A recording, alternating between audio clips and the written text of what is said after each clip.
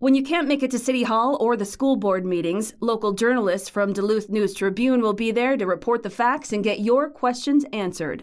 Local news works for you. Stay up to date at duluthnewstribune.com. Hello, Northlanders. It's Thursday, July 27th. I'm Wyatt Buckner, the Duluth News Tribune Minute, presented by Minnesota Power Employees Credit Union. The average MPECU member saves over $785 a year in better rates and lower fees.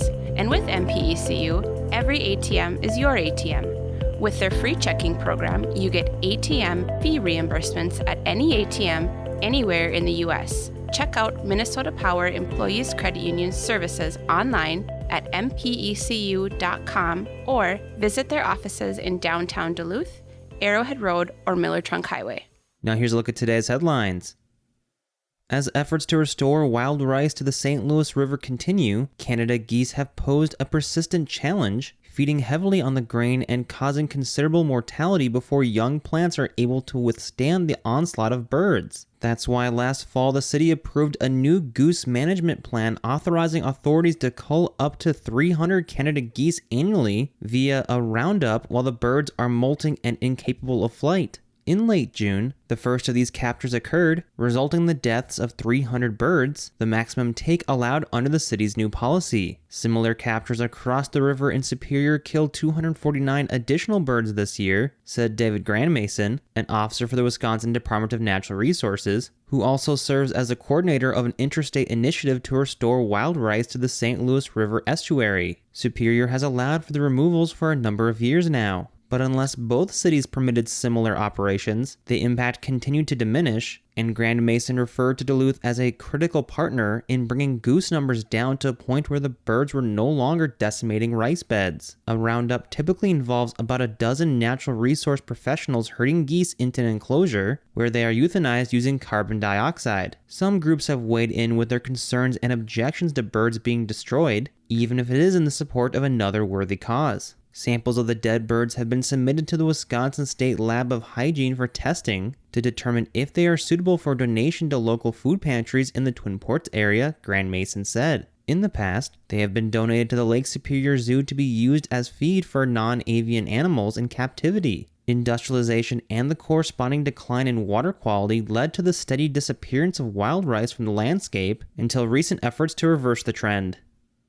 Frost River, the outdoor supply company based in the Lincoln Park Craft District, is suing Lucasfilm and a competing supply company over the alleged misuse and misrepresentation of Frost River products in a co-promotional campaign involving the movie Indiana Jones and the Dial of Destiny. According to a complaint filed July 19th in San Francisco federal court, filmmakers stripped Frost River packs of identifying logos before handing them to actors Harrison Ford and Phoebe Waller-Bridge to use on-screen, quote, without consulting Frost River or obtaining permission to do so, end quote. Adding injury to insult, the company charges, segments in which its product appeared were included in a Lucasfilm authorized promotional campaign in partnership with Filson, a Seattle-based manufacturer of bags and other products that have a similar purpose and aesthetic to Frost River. Frost River is seeking compensation no less than $75,000, in addition to punitive damages and attorney's fees. The complaint cites the Lanham Act, a 1946 federal copyright law that bars the misrepresentation of a product's origin.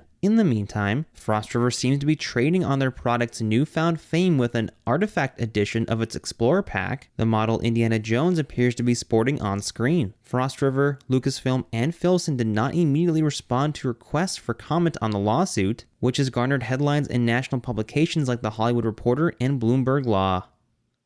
The Itasca County Sheriff's Office is investigating the circumstances surrounding an assault after two men were seriously injured in Ball Club early Wednesday morning. According to a release from Itasca County Sheriff Joe Dasovich, at approximately 4:03 a.m. Wednesday, July 26th, deputies responded to a house in Ball Club after receiving a call requesting help for a man who had been, quote, cut up, end quote. Upon arrival, deputies discovered a man inside the home who had been stabbed. At approximately 4:50 a.m., another man arrived at the Deer River Hospital emergency room with a gunshot wound. Both men are in serious but stable condition, the release said. The Itasca County Sheriff's Office is being assisted in this investigation by the Deer River Police Department and the Minnesota Bureau of Criminal Apprehension. Now here's a look at your forecast, brought by Superior Telegram's history podcast, Archive Dive. Weather for the Duluth area today, looking at chances of showers, otherwise just mostly cloudy skies. High temperatures pretty warm in the mid-80s this afternoon. Chances of showers and storms heading into tonight. Temperatures dropping into the lower 60s. And then cooler weather is on the way. Temperatures drop to the low 70s for Friday afternoon with some chances of showers and storms and breezy. I'm Storm Tracker meteorologist Robert Pointer. Thank you to Archive Dive for their support. The monthly history podcast, hosted by Superior Telegram reporter Maria Lockwood, dips into the archives of historic events, people, and places around Superior and Douglas County. You can find the latest episode of Archive Dive at superiortelegram.com or wherever you also get this podcast. Reporting for today's episode was done by Peter Passy, Jay Gabler, and the Bemidji Pioneer.